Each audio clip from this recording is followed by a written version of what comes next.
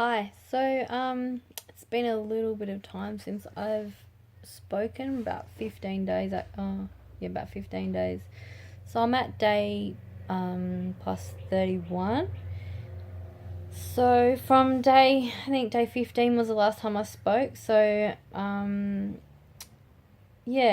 pretty much for the past 2 weeks, it's just been a lot of fatigue. Some days I'm really good, some days I'm really crap. And pretty much I've been to emergency twice on the weekend with my platelets being so low. They've only just started to recover now. So I've pretty much been having 2 to 3 platelet transfusions a week, and my counts would only come up 1 or 2. On day 18, I went into hospital. I was really unwell, really fatigued. I didn't have any fevers or anything. There's no infections, but just the fatigue was phenomenal. They gave me platelets and IV fluid because I wasn't able to drink or eat. It was quite difficult. So I'm still having bouts of nausea. They haven't totally gone. Some days I feel great. Well, not really. I feel moderately okay compared to what I used to feel. Just pretty low still. I just have trouble getting anything down. I struggle getting water down. So I've been drinking a lot of Ribena just to get the fluids in. Sleeping's been okay. I'm actually doing quite well with sleeping. I'm probably sleeping 9 to 10 hours a night and about up to 3 hours in the day. If I'm not, I'm just sort of sitting around if I can't sleep. Leg fatigue has been my biggest issue. Some days I just get up and I just pretty much just sit back down. My kids have been running around and getting me cups of tea and looking after me in the day. Especially my oldest two are helping out with my 2-year-old, so my 11-year-old and my 16-year-old. So my daughter also turned 16 about a week and a half ago, so she's learning to drive, so I've been out trying to help her do that. If I have any energy, which is difficult, and everyone in my house has been sick. My husband's had influenza A this week, so he's been off, and my 2-year-old's been sick, so I've actually had him at home on my own, trying to look after him, which has been challenging. And my 11-year-old was sick also. Luckily, fingers crossed, I didn't catch it, and I have no idea why, because when you've got a 2-year-old hanging off you, you're bound to get some boogies everywhere. But I haven't got it, so that's good. My tonsils have been up and down a bit, a little bit white, but no infections as such. So I've had some great days where I've done a little bit of walking, but I get excited on those days, I think, and then I start to do too much. My other biggest setback is the neuropathy in my fingers. I actually cut my fingernails this morning and it was very painful. Even just pulling my pants up to go to the toilet or down or hanging out towels.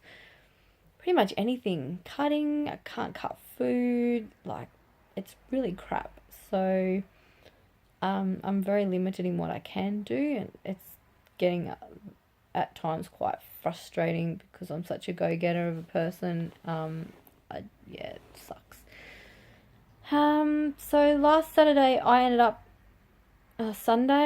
up going into emergency again because my neck was really sore. So they've actually taken out the Hickman line, but up here where they inserted it, I don't know if you can see it. There's an insertion here. That became inflamed and my whole neck blew up and all into my trap and down here. It didn't go down to the original incision point, but they gave me some platelets and they pulled it out, which was disgusting. It had already grafted over the, what do they call it? They just put this little thing inside and the skin grafts over it. And even in a month, mine had grafted over, so it was quite a yank to get it out, and it was quite painful, but you know what, it's not the worst thing. So it's out, and I have something hanging off my body now, which is great. So on day 27, for some reason I decided to go for a walk, and I did like 2k, and I felt pretty good, and I was feeling really good that day. And then I had to go to the hospital and have an appointment. I had to walk extra because they want to pay for the parking, which is freaking like $15 for an hour and a half. So I parked in another place, had to walk like half a k there and then half a k back. Then I went and picked up my son from daycare because I felt so good. And the next day I couldn't get out of bed because I'd actually walked 6k's accidentally. It wasn't really doing it on purpose, just felt so good that day. My heart rate really worked for it though. My pulse is sitting up around 90 all the time at the moment, 80 something, 90. It's just really fatiguing for my heart to do anything at the moment. So the last 3 days have been quite challenging. I pretty much have just been really dizzy and really fatigued, so I really just overdid it. My blood counts though are coming back up, so my hemoglobin's like 86. My neutrophils are 1.2 2 days ago. My platelets were at 30. So I'm getting there, but the fatigue is just phenomenal. Some days I'm just grey as grey, like I look so anemic. Mentally, quite challenged. Felt a bit down in the last week. Just because I'm frustrated that I can't do things, I think, and optimism does only last so long.